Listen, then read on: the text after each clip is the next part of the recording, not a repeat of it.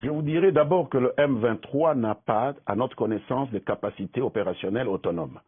Nous appelons le M23 une fiction qui a été créée par le Rwanda pour donner une couverture à cette agression que le Rwanda a perpétrée. C'est le Rwanda qui contrôle cette partie du territoire, ce n'est pas le M23. C'est le Rwanda qui contrôle et que nous n'avons pas pu déloger. Donc nous ne parlons pas du M23. Le M23, c'est la couverture.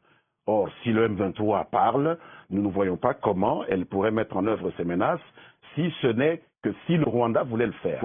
Et on voit là le souci du Rwanda de ne pas arriver à une formule parce qu'il y a une culture chez certains de nos collègues au Rwanda qui leur fait croire que sans piller la République démocratique du Congo, ils ne s'en sortiraient pas. Mais je pense qu'il faut absolument qu'on arrive à mettre fin à cette façon de percevoir des relations de voisinage. Très bien.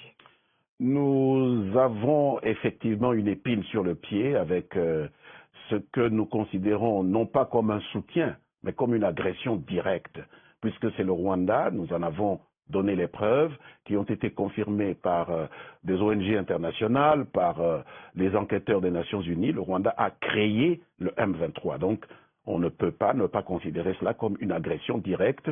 Et c'est bien dommage, parce que depuis 2009, nous avions parié sur la bonne foi de ce pays voisin pour reconstruire la paix et le développement dans cette région que nous avons en partage. Nous pensons que le problème n'est pas à l'intérieur du Congo, comme nos partenaires rwandais le disent. Le problème est à la frontière parce qu'il est initié au Rwanda et les conséquences se vivent en République démocratique du Congo.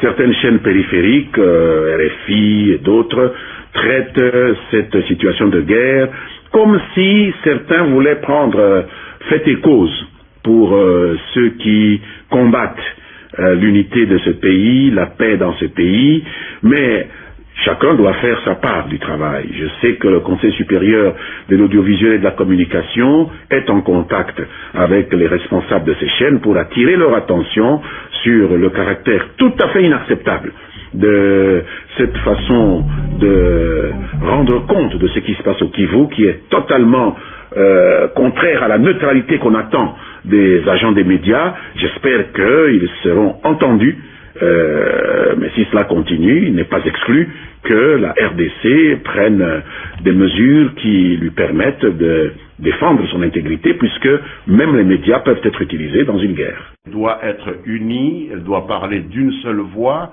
elle doit trouver une unité d'action, elle doit être beaucoup plus fière que ne le sont certaines composantes de la classe politique aujourd'hui.